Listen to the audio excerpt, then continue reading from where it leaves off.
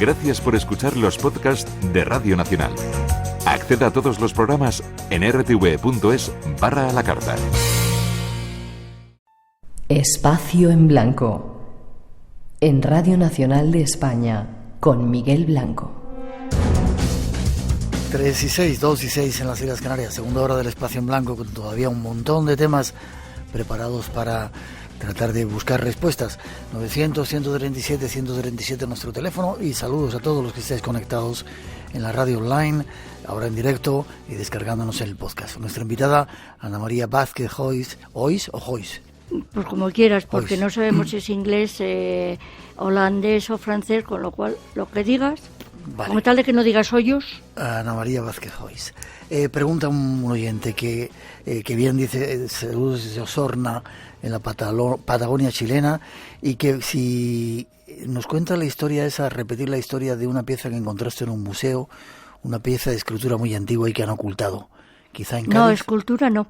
En el Museo de Huelva, en 2 trozos de cerámica, uno es el pulidor del Museo de Huelva, que publiqué en el libro Las golondrinas de Tartesos, que se va a reeditar. Está de moda. Está de moda porque me ha dado la razón las últimas investigaciones y se está admitiendo la existencia de signos de comunicación, lo menos desde el 20 y tantos mil antes de Cristo. Lo mío es muy modernito, es del 4000 al 3000. Es el pulidor del Museo de Huelva, y pueden buscar en internet, si buscan escritura lineal Huelva 1. ¿Y qué pasó? ¿Desapareció esa pieza? ¿O? No, lo que pasa es que yo lo publiqué, vino Manuel Pimentel, me dijo esto es famoso, di a conocer el descubrimiento al día siguiente de haberlo encontrado en el periódico de Huelva, me parece que fue en el Odiel, para que no me lo quitasen, no estaba hasta las narices de que me robaron la tesis doctoral, por cierto. Y entonces, como me lo plagiaron, dije, esto no me lo va a plagiar ni San Pedro. Y lleva el nombre de Ana Vázquez, porque me llamo Ana Vázquez. Y está en el Museo de Huelva, pero les daba vergüenza, a pesar de que el Museo de Huelva me dio la documentación, Enrique Martín, que era el conservador. Y está certificado que son signos de escritura encontrados en contexto arqueológico, publicados en 1947 en informes y memorias del Ministerio de Educación. Vale, pero hoy estamos hablando de sueños. Tras esa introducción tratamos de dar los últimos datos o algunos datos. Tendrás que volver a venir porque tenemos multitud de preguntas y hacer interpretación de sueños, como eres brujita, pero antes vamos a ver algunos diablos de los sueños. Los protagonistas, entre otros, los súcubos y los íncubos. Los íncubos y los súcubos son entidades demoníacas íntimamente ligadas a los placeres sexuales. Su presencia se destaca en multitud de lugares del mundo donde adquieren nombres distintos, pero siempre conservan la misma esencia maléfica. Un íncubo es un demonio de género masculino. Su nombre proviene del latín incubare, que quiere decir estar encima. Estas entidades gustan de poseer carnalmente a las mujeres fértiles en sus sueños, para poder fecundarlas y así tener descendencia. Mientras que un súcubo es la forma femenina y su nomenclatura procede de succubus, sinónimo de prostituta o yacer debajo. Estas seducen a los hombres y se acuestan con ellos. Generalmente adoptan la forma de una mujer a la que estos conocen para ganar su confianza y lograr su cometido. Es el mundo de los demonios en el sueño, el de los terrores. ¿Pero son reales? Nuestra invitada tiene más datos. Pues ahí vamos con ellos. ¿De demonios sexuales que aparecen en los sueños o...? Un morro como un piano. ¿Por qué? ¿Por qué? Porque directamente se inventaban, normalmente las mujeres que se casaban y no eran vírgenes, echaban la culpa de la pérdida de su virginidad a ataques sexuales de los íncubos. ¿Sí? Claro, las poluciones nocturnas de los hombres, decía, es que ha venido un demonio y un jamón. Claro, el problema es que la mujer que hace el amor encima del hombre es el demonio Lilí, es la primera Eva. La sometida es la Eva de verdad. ¿Me explico? Entonces, tienes que estar sometida al varón, y aprovechando que estamos en el Día de la Mujer, pues voy a arrimar el ascua a nuestra sardina. Es decir, si tienes placer, hasta en mi generación estaba la canción aquella de Niña Isabel, ten cuidado que si hay placer es pecado. Es decir, tenías que dejarte someter sexualmente sin tener placer.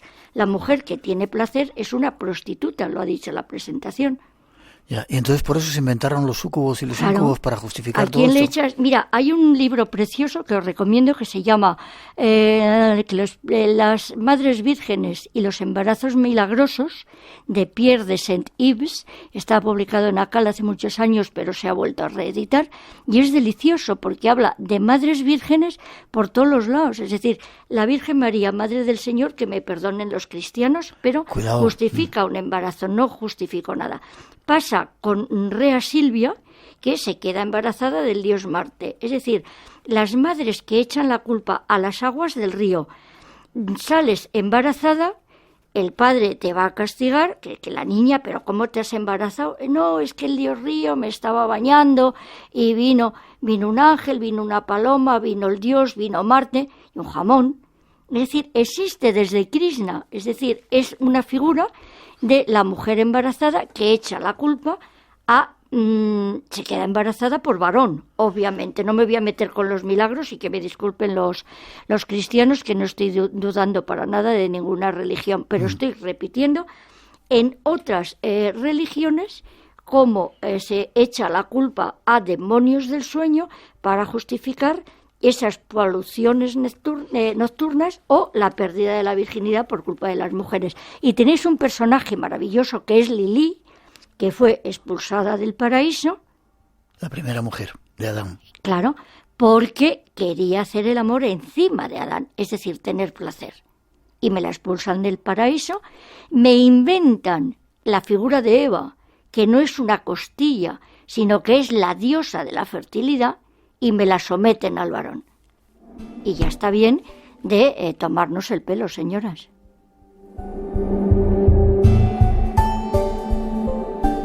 Casi terminando. En el mundo de los sueños teníamos preparado una introducción que no la vamos a poner, pero que en el mundo de los sueños mucha gente, lo has mencionado antes, ha tenido, digamos, revelaciones y se han hecho muchos inventos. La benzina tengo yo aquí, la tabla de los elementos de Mendeleev, el átomo, la máquina de coser, la insulina, ese matemático indio al que le vino una diosa. Es maravilloso.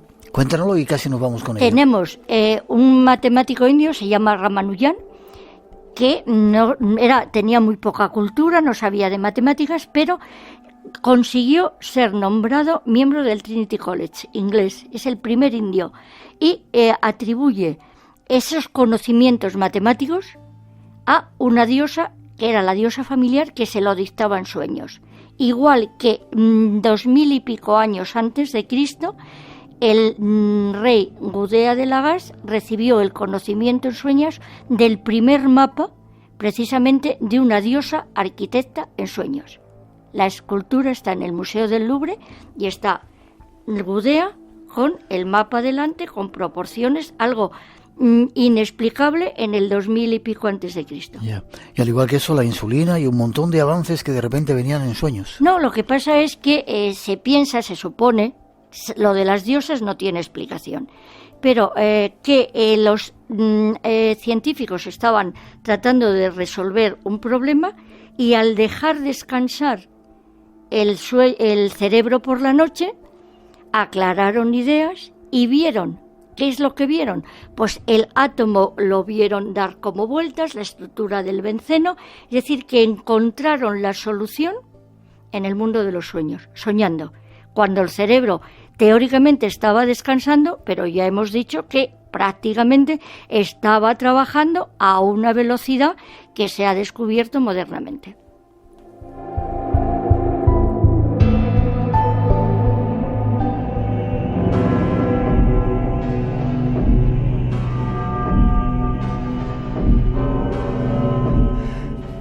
Espera, que todavía no te vas. Ahora te despido. El fascinante mundo de los sueños.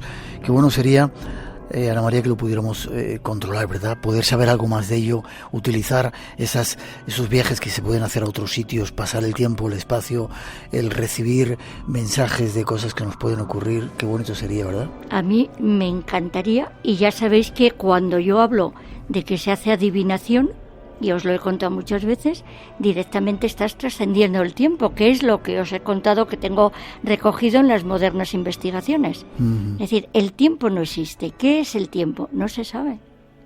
Ya. De hecho, no pasa por ti. Estás cada día mejor. Forma de contacto contigo. Si queréis saber qué algo... piropo me acaban de echar. Muchas gracias. Si queréis saber algo más, si los sueños son o no, dice nuestra invitada. Forma de contacto, ¿cómo pueden saber más del libro? Pues lo tienen en la editorial, está en las mejores librerías españolas, está publicado por Editorial Oberón, está en la Casa del Libro, en la SNAP, en el Corte Inglés, etcétera. ¿Y tu página web? Mi página web no puedo meterme en ella, pero tienen la de la UNED, y siempre digo que soy una mujer pública. Si ponen en internet Ana Vázquez Hoy se encontrarán mis trabajos, mis libros, mi blog, mi página web y todos los cotilleos. Un placer, que sigas así. Igualmente. Y felicidades en el Día de la Mujer. Y en el Día de los Hombres, que gracias a Dios existís. Gracias. Déjame que te despido con esto y seguimos con los temas. Escucha. Sombrerero, temo no volver a verte nunca. Mi querida Alicia.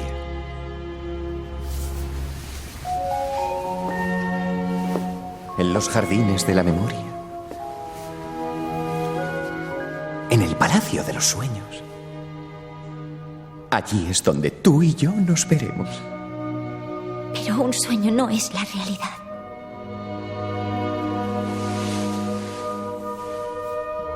¿Quién es quién para decir cuál es cuál?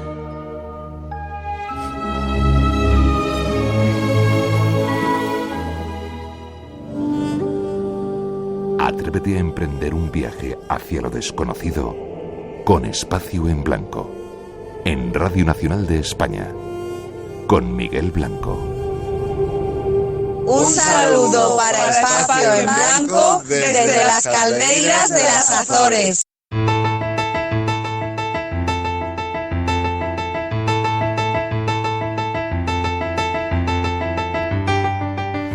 Vamos a daros más informaciones de esa nueva cita del Espacio en Blanco. Último fin de semana del mes de marzo, este mes que acabamos de empezar. Antonio Pérez, su responsable, está en Murcia. Buenas noches. Buenas noches, Miguel. ¿Cómo estás?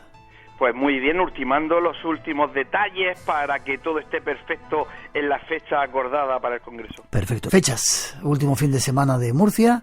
28 y 29 de marzo en el Teatro Circo de Murcia. No confundir con otro congreso por ahí en otro teatro circo, pero que no es en Murcia. Efectivamente, no tiene nada que ver, y además este es nuestro 7º congreso, que nadie se equivoque, que es Teatro Circo de Murcia, 7º congreso más allá. Vale. ¿Quién va a estar? ¿Qué compañeros vamos a compartir ese tiempo? Pues vamos a juntarnos un buen ramillete de amigos. Miguel Pedrero, que nos va a dar una conferencia de encuentros cercanos con la gente sombra. Juan José Revenga, otro gran amigo tuyo, Zombie, mito y realidad de la religión vudú. Victoria Abraojos, más allá del tarot. Juan Gómez, las cuevas y sus misterios. Paula Guía, caminando entre dos mundos. Después habrá algo que tú llevas tiempo queriendo hacer, que es esa ruta guiada por la Murcia mágica y misteriosa para contar todas esas historias del casco antiguo de Murcia. Y después, pues directamente engancharemos con el programa Espacio en Blanco, y vamos a disfrutar, creo que solo una hora por el cambio de horas o algo así, ¿verdad? Sí, solamente tenemos una hora, pero va a ser una hora súper intensa y súper especial, que queremos que compartan todos nuestros amigos ahí en Murcia. Estoy seguro de ello. Y ya pasamos al domingo. El domingo tendremos a 1:00 de la mañana a Jesús Callejo, y después tendremos pues el plato fuerte, aunque los demás también lo son, pero es el plato fuerte por todo lo que conlleva, ¿no? Que es ese homenaje por el 15 aniversario de la muerte de Fernando Jiménez del Oso, de la mano de su hijo, de Fernando López del Oso, y dirigido por ti, por Miguel Blanco. Y nada, pues vamos a juntar ahí un grupo bueno de amigos, pues para contar, para hablar, para hacer un homenaje a Fernando, y también para que el público pueda disfrutar y hacer posible que también pueda interactuar el público. ¿Me dejas que te corrija una cosita? Sí, lo que tú digas. Nada de muerte, viaje, la muerte no existe. Yo siempre digo desde que se marchó, pero hoy me ha salido lo de la muerte, no sé por qué. Nada de muerte, se nos marchó y está por ahí riéndose y disfrutando. Y luego vamos a poner una frase que decía que tiene que ver con el misterio. Tomar nota de cómo hacer para reservar esa plaza para que estéis con nosotros. Pues muy fácil, entrando a la web del Congreso, que es www.congresomasallá.com, y bueno, pues picar en la pestaña de entradas o apúntate, y nada, son 3 pasos, y además llevamos haciendo con 7 años seguidos, todo el mundo lo hace de una forma muy fácil, y ante cualquier tipo de duda, de trenes, de aviones, de hoteles, llamar a mandar un email a congresomasallá@conexioncultura.es, que es nuestra secretaría técnica, y automáticamente todo solucionado. Repítelo de nuevo, por favor. Pues el que tenga cualquier tipo de duda, pues un email a congresomasallá@conexioncultura.es, y ahí le van a solucionar cualquier duda que tenga de aviones, de trenes, de autobuses, de hotel, le van a dar información de todo. Perfecto. Antonio Pérez, el organizador, uno de los organizadores de este congreso. Yo no me quiero perder este año esa ruta guiada para descubrir esos lugares misteriosos que hay en Murcia, ¿vale? Pues si tú quieres lo hacemos el viernes. Vale, y luego el sábado para toda la gente que quiera, y el viernes también pues damos una vueltita a conocer eso, ¿vale? Efectivamente. Fuerte abrazo, nos vemos prontito. Muy prontito, un abrazo, buenas noches. Pronto.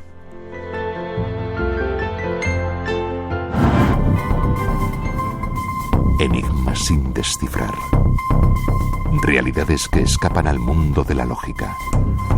Acompáñanos en el viaje hacia lo desconocido. Espacio en Blanco. En Radio Nacional de España, con Miguel Blanco.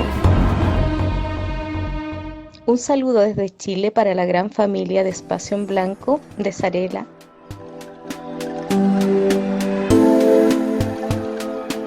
Saludos para todos los que estáis conectados en cualquier parte del mundo. 13:23, 12:23 en las Islas Canarias, seguimos en directo. Y ahora nos vamos, antes de pasar a un tema que tenemos preparado sobre invisibilidad, así se dice, nos vamos a los cielos a buscar el misterio del pájaro blanco. Nuestro siguiente compañero lo ofrece. Y nos vamos de nuevo a los cielos a buscar misterio junto a nuestro comandante Iván Castro. Buenas noches, comandante. Buenas noches, Miguel. Permiso para subir a bordo, como siempre. Encantadísimo de tenerte a bordo a ti, a todo el equipo de Espacio en Blanco, y nada, otra noche más de misterios aéreos. Sí, señor, y agradecido de que estés ahí, como dices, de guardia también para nosotros, para que en cualquier momento que queremos ir al cielo estés dispuesto con esa aeronave de la imaginación a llevarnos a buscar misterios. Te lo agradezco. Muchas gracias. Hoy, ¿de qué vamos a hablar? Tengo aquí el misterio del pájaro blanco. Pues sí, la verdad es que yo creo que es una de las historias más bonitas que podemos tocar en nuestra sección de Misterios en los Cielos, aquí en Espacio en Blanco. Y tenemos que ir, pues, muchos años atrás, al inicio de esta historia aeronáutica, pues, de nuestra sociedad y del hombre, y nos vamos, pues, nada más y nada menos que a los años 20. De hecho, vamos a contar un episodio que, si llega a salir de otra forma, podría haber cambiado por completo la historia de la aviación mundial.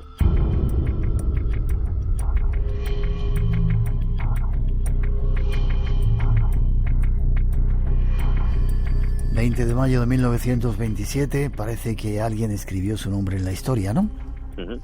Así es, fue Lindbergh, Charles Lindbergh, todos los conocemos porque fue el primer hombre que en solitario cubrió, pues, esa ruta sin escalas desde Nueva York a París, a bordo de aquel famoso avión, el Espíritu de San Luis, y es conocido por esa hazaña que protagonizó, pues, él solo, ¿no? Y la verdad es que en 1927, ese 20 de mayo que cubría Lindbergh esa ruta, pues quedó escrita en los anales de la historia, pero sin embargo muy poca gente pues conoce, por ejemplo, que en 1922, 5 años antes, exacto, entre el 30 de marzo y el 17 de junio, 2 aviadores portugueses, Gago Coutinho y Sacadura Cabral, habían hecho ya la ruta Lisboa-Río de Janeiro.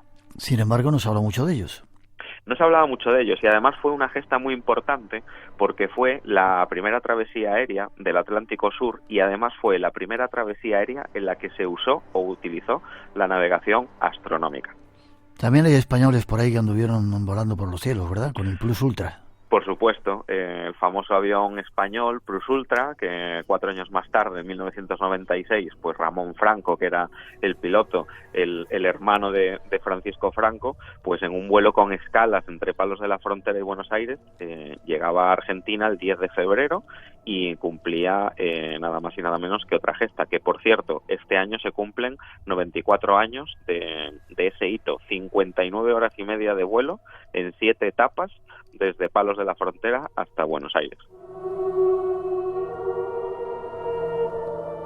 Estos son los prolegómenos de ese pájaro blanco que hoy queremos contar su enigma, ¿verdad? 8 de mayo de 1927. Sí, no entenderíamos la historia del pájaro blanco sin esta introducción que hemos hecho, este contexto, porque el 8 de mayo de ese año 27, de 1927, 12 días antes de que despegara Lindbergh a bordo del Espíritu San Luis, hubo 2 hombres que intentaron escribir su nombre también en la historia de la aviación. Sin embargo, lo escribieron de una forma que ellos, desde luego, pues no se lo imaginaban. ¿Quiénes eran estos personajes? Los aviadores eran 2 franceses, Nungesser y Colly, y ellos despegaron desde el aeródromo de Le Bourget en París y querían pues cruzar el Océano Atlántico sin escalas desde París a Nueva York. Eran 2 aviadores, pues bueno, no eran 2 personas cualquiera. Por ejemplo, Nungesser era pues un héroe de la Primera Guerra Mundial, había sido condecorado en Francia por sus victorias en combate aéreo. Colly era piloto de combate de la Marina y había sido también condecorado con la doble cruz del Mediterráneo. Es decir, que eran gente ya con mucha experiencia en eso de los vuelos, ¿verdad? Eran experimentados, exacto. El avión, pues bautizado como el pájaro blanco, no lo digo en francés porque si no quedaré en ridículo, pues era un biplano PL8, era de la compañía Pierre Levasseur, y tenía un motor Lorraine Dietrich de 12 cilindros y tenía una potencia de 450 caballos. ¿Por qué le pusieron el nombre del pájaro blanco? Porque se lo pusieron en recuerdo por el nombre de un jefe indio de Wyoming, donde, bueno, Nungesser pues había conocido en 1925 a esa persona, y además le pintaron al avión una bandera francesa en las alas y le pusieron la insignia personal de este piloto, que lo había hecho famoso en la guerra. Llevaba una calavera pintada con 2 tibias entrecruzadas y además llevaba un ataúd y 2 candelabros sobre un corazón negro. Para dar miedo.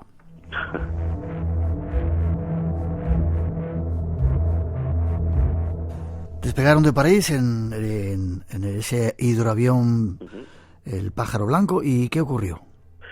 La ruta prevista era hacer una especie de gran círculo sobre el Canal de la Mancha, seguir hacia el suroeste de Inglaterra e Irlanda, atravesar el Atlántico hasta las costas de Terranova y allí descender sobre Nueva Escocia en ruta hacia Boston y desde allí a Nueva York. Su idea era realizar un amerizaje junto a la Estatua de la Libertad en la bahía de Nueva York y así, bueno, pues serían recibidos prácticamente como héroes con una fiesta pues alucinante en la época, ¿no? Lo cierto es que tras el despegue de Le Bourget se vio al pájaro blanco en territorio francés, en una localidad sobrevolando Étretat, y hay informes incluso que se han visto o se llegaron a ver sobrevolando Carry Hall, que es en Irlanda. Pero sin embargo luego la prensa pues al perderle la pista ya cuando dejó pues el continente europeo, dieron incluso la noticia de la propia llegada de ambos aviadores franceses a la bahía de Nueva York, cuando sin embargo jamás habían llegado.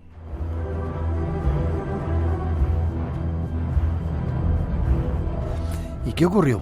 Veo aquí que el avión llevaba combustible para 42 horas de autonomía. El avión llevaba una autonomía de 42 horas. Por supuesto, al final la prensa ya también se hace eco de las primeras noticias en las que después de esas 42 horas estos aviadores no llegan, no aterrizan en Nueva York, ni mucho menos. Se lanza una búsqueda internacional. Primeramente se les busca sobre aguas de Nueva York y además cerca de las costas de Terranova. Y la primera hipótesis podría haber sido que una tormenta, pues voraz, como esas que hay en el Océano Atlántico, podrían haber derribado a ese biplano hidroavión.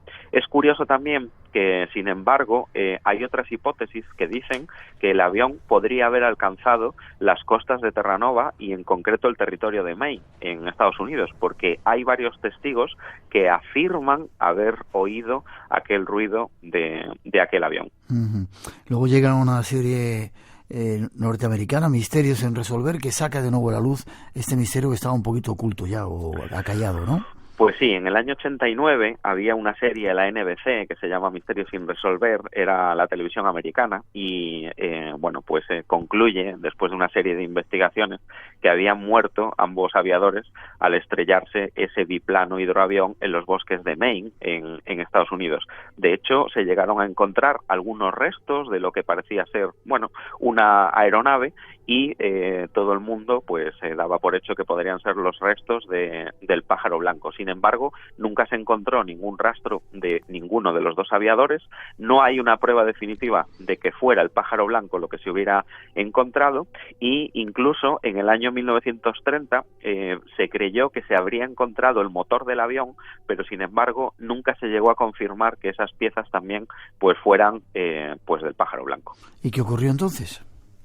Es uno de los mayores enigmas de la historia de la aviación. De hecho, nosotros siempre pensamos que el Malaysian, ese vuelo 370, es el avión desaparecido más famoso de la historia de la aeronáutica, pero no es así, ¿no? Tenemos muchas desapariciones. No es un caso que fuera, de menor importancia, porque era esa época donde las gestas cobraban muchísima importancia. Gracias a eso hay que entender también incluso que si Lindbergh, por ejemplo, no hubiera conseguido esa hazaña de cruzar el Atlántico en solitario sin escalas, la propia industria americana o norteamericana aeronáutica no hubiera tenido la expansión que tuvo durante la guerra e incluso después de la guerra, ¿no?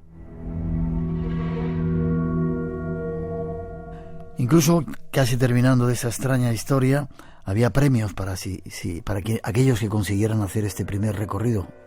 Por supuesto, había muchos reyes aéreos que se gratificaban, incluso, Lindbergh consiguió esa hazaña 12 días después de que el pájaro blanco desapareciera.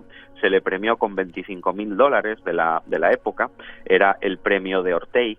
De hecho, hoy en día tiene un valor de aproximadamente unos $335,000 en la actualidad. Uh-huh. Y lo daba un hotelero de Nueva York, era dueño de una cadena de hoteles, se llamaba Raymond Orteig, por eso viene el nombre del premio de Orteig, y lo ofrecía, o le llegó a ofrecer el 19 de mayo de 1919 para quien consiguiera aquella gesta. Quien volara sin escalas desde Nueva York a París o viceversa, se ganaría aquel premio. Se lo ofertó al propio presidente del Club Aéreo de América y a partir de ahí, ese club hizo la oferta a todos los aviadores y gracias a eso, empezaron a animar.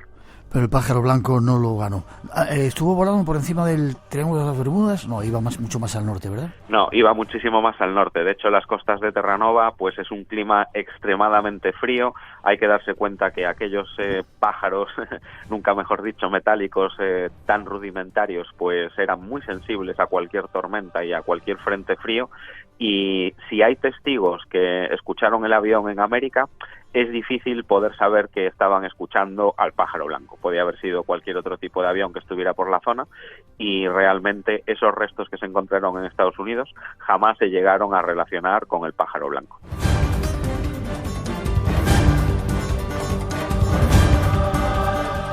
El misterio del pájaro blanco que quizás siga volando por ahí en dimensiones que no somos capaces de ver. Comandante, gracias por este nuevo misterio en los cielos. ¿Forma de contacto contigo? Pues a través de las redes sociales, me podéis encontrar en el Facebook por Iván Castro Palacios, Misterios Aéreos, en Twitter, @IvánCP25, quien quiera me puede escribir al email ivancpmisterio@yahoo.es y en Instagram también me podéis encontrar Iván Castro Palacios 80 o en mi web www.ivancastropalacios.com. Ahí seguimos volando, el misterio de los cielos continúa. Nos vemos prontito, saludos a la familia, que sigas Muchas volando. Gracias. Muchas gracias, Miguel. Un fuerte abrazo. Hasta pronto.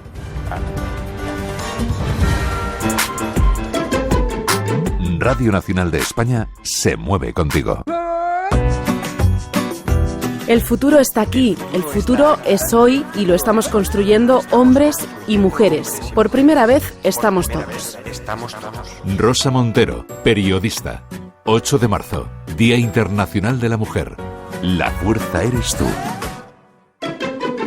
Y recuerda, Gente Despierta, de lunes a jueves a las 11:30 de la noche.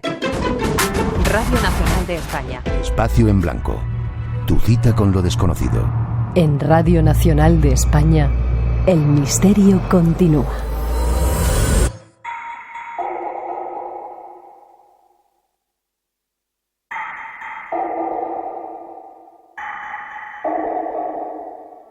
Y seguimos en directo, 3:36, 2:36 en las Islas Canarias. Os habíamos anunciado que íbamos a hablar de la invisibilidad. Hay una película que se ha estrenado recientemente que tiene que ver con el hombre invisible y inauguramos una nueva sección con un compañero para hablar de todo ello. Escuchad. Era la banda sonora de esa película, pero es la sintonía de Pantallas Misteriosas, ¿te parece? Sí, me parece perfecto porque suena además como muy inquietante y sobre todo también mágica para las horas de la noche en la que nos encontramos. Sí, señor. Además, el cine tiene tanta magia y tanta relación. Es curioso porque cada vez hay más películas relacionadas, bueno, yo creo que casi todas, si le buscas un poco, relacionadas con el mundo del misterio, ¿verdad? Sí, así es. Es más, casi prácticamente todas las semanas se estrena alguna que nos hace descubrir temas que pueden gustar perfectamente a los oyentes de este programa, ¿no? Uh-huh. Que son temas que nos hacen descubrir el misterio a través de las películas. Sí, señor. Me gustó hace poco que hablábamos rumbo a Camelot de eso, de la magia y de la fantasía y la imaginación, que no nos la roben. El cine nos aporta un poco de eso y dentro, bueno, ya está en las pantallas, llega algo que a mí me gustó mucho verlo en su día, El hombre invisible. Es una nueva versión. Sí, es una nueva versión de la famosa novela de H.G. Wells, uno de los padres de la ciencia ficción, de la especulación científica, y además es que actualiza todo prácticamente desde el principio, porque la novela original es de finales del siglo XIX y ahora nos trae la historia a una época en la que incluso está el tema del maltrato de fondo, porque es la historia de una chica que se llama Cecilia, que acaba su marido de fallecer, un marido que además era un maltratador, y ella empieza a sospechar que realmente esa muerte ha sido simulada porque de repente empiezan a ocurrir fenómenos extraños dentro de su casa. Ya. Tenemos un tráiler de la película, ¿se llama El hombre invisible también? Sí, tal cual, El hombre invisible. Vale, es de la novela de H.G. Wells, que fue ese autor de uno de los padres de la ciencia ficción, autor de La guerra de los mundos, La máquina del tiempo, La isla del doctor Moreau, es decir, un peso pesado en todo esto. Y lo que nos están poniendo en el cine, o lo que nos han puesto en el cine para avanzar esta película, es esto. Tengo miedo.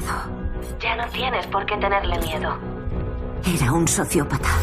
Siempre lo tenía todo bajo control. Decía que fuese a donde fuese, me encontraría. Se acercaría a mí y yo no podría verle.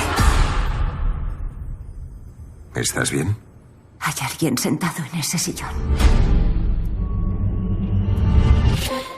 He encontrado una prueba que demuestra lo que me está pasando. ¿Necesitas ayuda? Adrian está muerto. He ido a su casa hoy. No está muerto.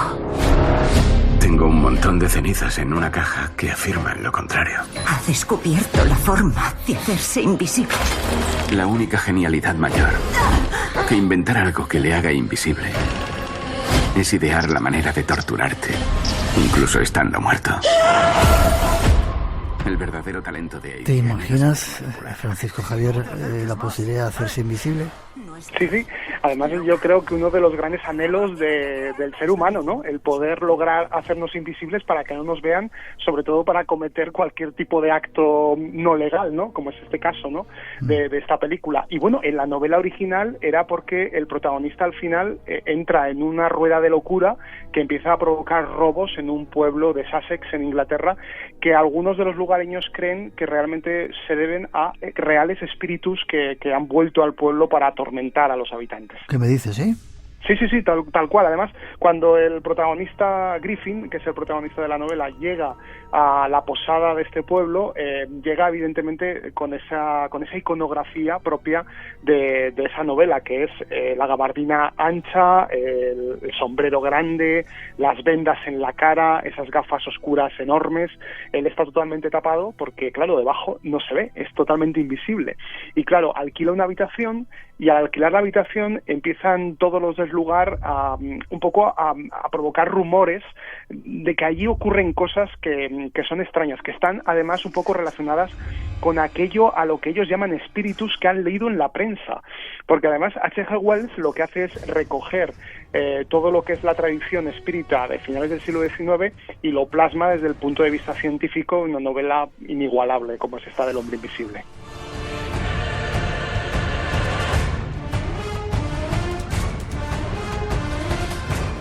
Esa es la novela. No sé si tienes más datos que quieras dar de la novela. Sí, de la novela aquí lo más interesante de todo es, siempre se ha hablado mucho de H.G. Wells como un profeta, ¿no? Como alguien que se adelantó en su tiempo. Yo creo que esto es más dado para un poco enmarcar a Julio Verne, que al final muchos de los inventos que él nombró en sus novelas se terminaron por convertir en realidad. Pero en el caso de H.G. Wells, sus novelas tienen un punto, científico, pero tienen un punto también que va más allá. Digamos que es un autor más audaz, en el sentido de que cosas como lo que vemos en la novela del Hombre Invisible o La Guerra de los Mundos todavía no han ocurrido. Y es de este tipo de autor que es hijo de su tiempo. Es un hombre que le gustaba muchísimo la ciencia, leía mucho, era muy culto, y al final lo que hace es, con su fantasía, llevar adelante historias que todavía estamos hablando sobre ellas. Ya, y que quizás estén a punto de convertirse en realidad, como vamos a ver dentro de un poquito. Como decías, la novela arranca en ese pueblo Iping de Inglaterra, un tipo extraño vestido con un grueso abrigo largo, completamente cubierto por vendas, grandes gafas, y es extremadamente solitario. Decide a la gente de su alrededor que quiere permanecer solo, empleando la mayoría de su tiempo en una habitación trabajando con aparatos extraños, ¿no? Sí, completamente extraños, es el típico científico loco, ¿no? Y claro, lo que él está logrando es que la luz no le refleje, porque al final, para poder controlar la invisibilidad, el ser que consiga esto, lo que tiene que hacer es que la luz le traspase. Es decir, que H.G. Wells avanza mucho en lo que se llama la refracción de la luz. Y además en experimentos científicos que hasta hace muy poco se han empezado a dar en ensayo. Avanza casi prácticamente unos 120, 130 años a lo que ahora puede estar respondiendo la ciencia. Ahora hablaremos de esos datos científicos y de la famosa capa de Harry Potter, que a lo mejor tiene que ver con todo esto. Es curioso porque si sigue un poco esos fenómenos paranormales de la novela, los lugareños, después de esos extraños robos, asaltan la habitación de ese forastero y ven como los objetos de la habitación cobran vida, la silla vuela por los aires, como si fuera movido por un espíritu. Sí, como un poltergeist, realmente. Hay un capítulo que se titula El mobiliario enloqueció, que es el capítulo 6 de la edición que tengo además yo aquí encima de la mesa, y se ve además unos grabados donde la señora de la posada entra y ve cómo la silla se abalanza contra ella. Y además es lo que comentaba antes, ¿no? Que ellos, como no tienen una referencia a un hombre invisible, porque esto para ellos no les cabe en la cabeza, lo más cercano es, vale, estos son fantasmas, estos son espíritus que este hombre ha traído a esta habitación.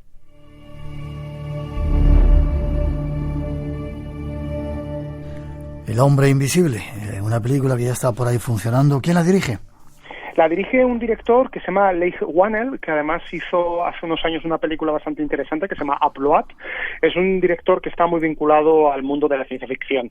Y yo creo que va a dar mucho que hablar, porque además es una vinculación muy interesante con ese thriller de suspense de toda la vida, que algunos han llegado a emparentar, incluso hasta con Alfred Hitchcock. Por lo tanto, es una película que atrapa casi prácticamente desde el minuto 1. ¿Quién es la protagonista? La protagonista es Elizabeth Moss. Elizabeth Moss. ¿Y es una película de clásica de la Universal o...? Bueno, realmente Universal en su catálogo tiene a estos monstruos clásicos, porque ya desde casi prácticamente los orígenes del cine llevan haciendo versiones y más versiones de este hombre invisible. Fíjate, en el año 1933 hicieron la primera dentro de ese ciclo llamado de los monstruos de la Universal, y fue dirigida por James Whale, que está considerado uno de los grandes, uno de los padres también del cine fantástico y ciencia ficción, y que hizo también ese Frankenstein de Boris Karloff. Esa película además en blanco y negro con tintes muy clásicos, pero por otro lado también muy sobrenaturales. La verdad es que los espectadores que la debieron de ver en ese momento debieron de quedar muy impactados. Fue un gran éxito de taquilla además. Vale, no queremos hacer competencia a nuestra compañera Yolanda Flores en el programa de película, por ello estamos hablando de cines y de cosas que tienen que ver con el misterio. Creo que tenemos un fragmento de la película, de esa otra versión que se hizo en inglés, a ver lo que escuchamos. Sí. Put the handcuffs on. How can I handcuff a blooming shirt? Quick, get out of him!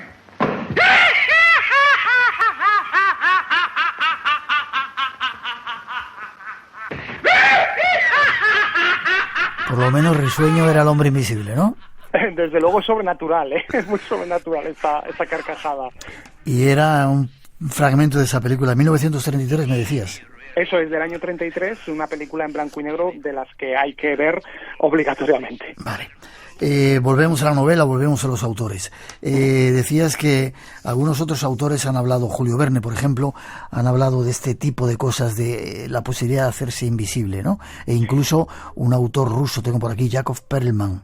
Sí, Yakov Perelman en el año 13, es decir, casi prácticamente coetáneo a H.G. Wells, escribió un libro científico llamado La física puede ser divertida, y hablaba de la posibilidad de que Wells pudiera haber acertado, pero casi se equivocó en una cosa, porque si al final el ser es completamente invisible, su retina también lo es, y la retina del ser humano es algo así como una cámara oscura, es decir, que dentro del ojo, cuando captamos la luz, es cuando vemos todo lo que nos rodea, pero si es invisible, no podemos ver la imagen, por lo tanto el personaje, el protagonista, tendría que ser completamente ciego.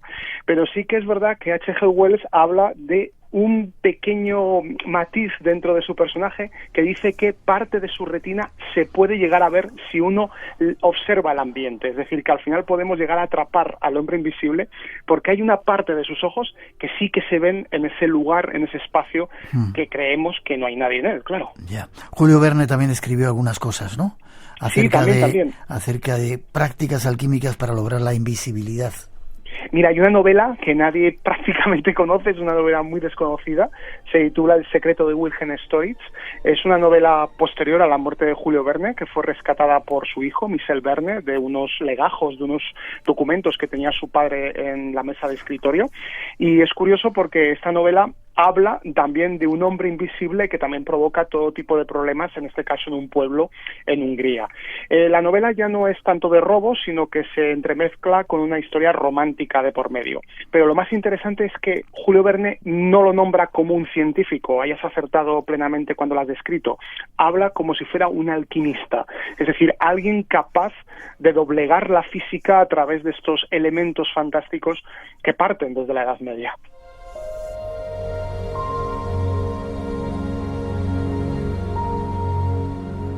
Y ahora sí, vamos ya a la capa de Harry Potter.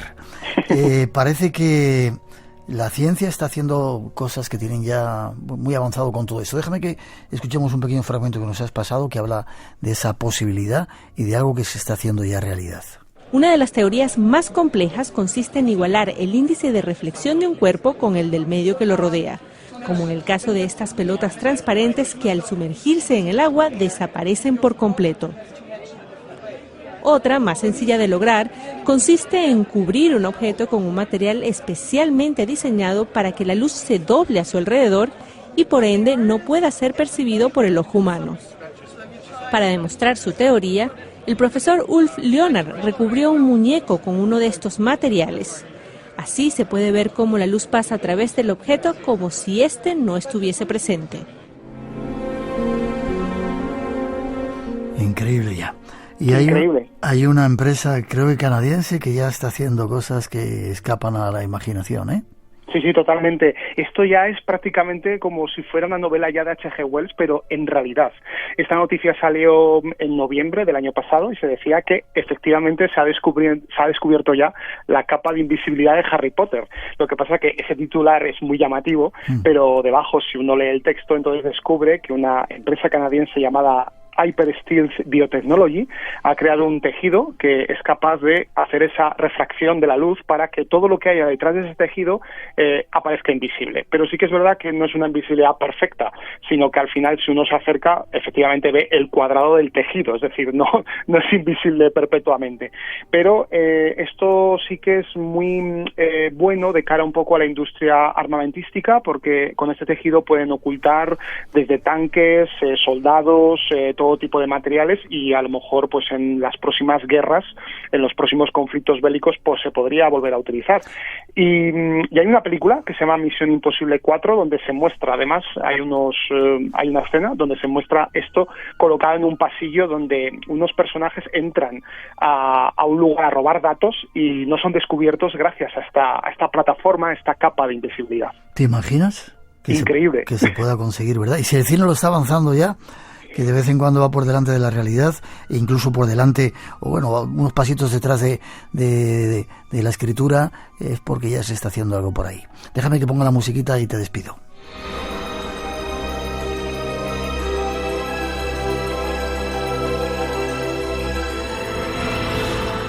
El hombre invisible. Vamos a tener esta sección con nuestro compañero Pantallas Misteriosas, Francisco Javier Millán Almenar, para traer ese lado más oculto de algunas de las películas. Creo que dentro de poco nos toca El Resplandor, ¿no? Vaya pedazo de miedo que daba esa película. 40 años nos lleva dando miedo esta película. 40 aniversario cumple este año, así que hablaremos de sus secretos y de cómo Stephen King se inspiró para crear la novela original. Perfecto. ¿Forma de contacto contigo? Ya sabes, mi correo electrónico fmillanalmenar@yahoo.com, y si no, en redes sociales. Espero que sigamos disfrutando a tu lado. ¿Y te han dado entradas para ver la película o hay que pasar por taquilla? Hay que pasar por taquilla, a no ser que nos hagamos invisibles y nos colemos. Por eso lo decía, vale. Gracias, fuerte abrazo, seguimos aprendiendo. Nos vemos. Fuerte abrazo. Igualmente.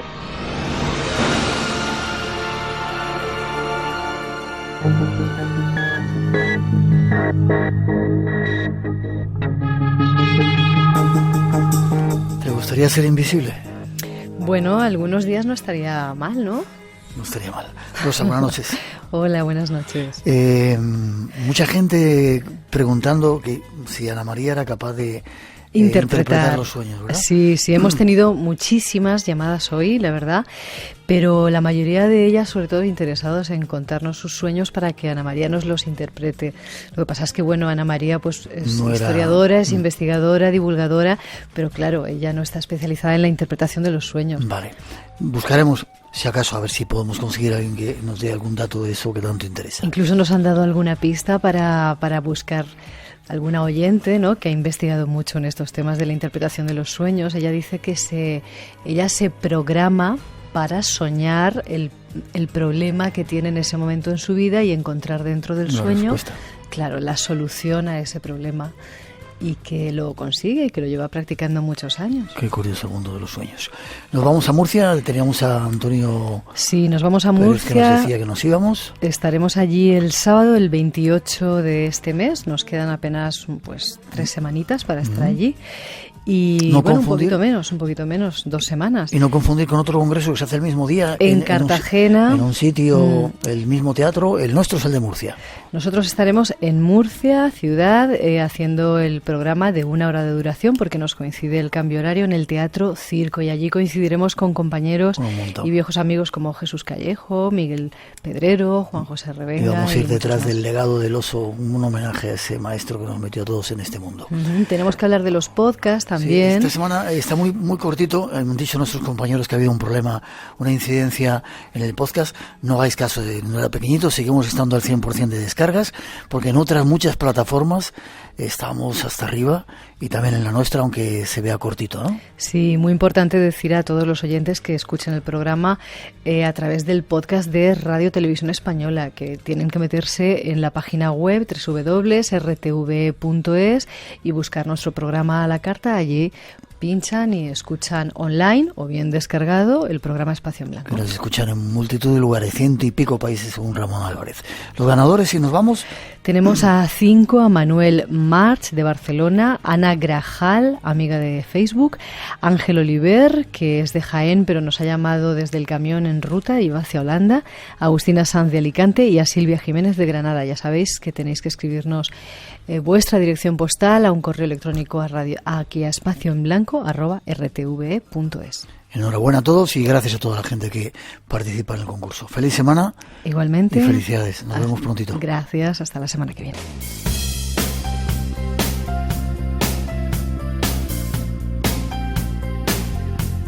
Y por hoy terminamos. Ha sido un placer pasar estas 2 horas juntos aquí en directo, en vuestra casa, en la de la radio, en Radio Nacional, a celebrar el Día de la Diosa. El Día de la Mujer, bueno, todos los días, decíamos antes, tenían que ser son los días de la mujer. Mientras tanto, feliz semana, os dejamos con un poquito de nuestra mejor música hasta las 4 y luego 2 trillones de átomos de nuestro compañero David Sierra. La radio continúa y aquí os esperamos. Feliz semana, nos vemos en el Espacio en Blanco. Por hoy terminamos. Recuerda que tienes una cita con el misterio, aquí en Radio Nacional. Será dentro de 7 días, en el Espacio en Blanco. Hasta entonces, feliz semana.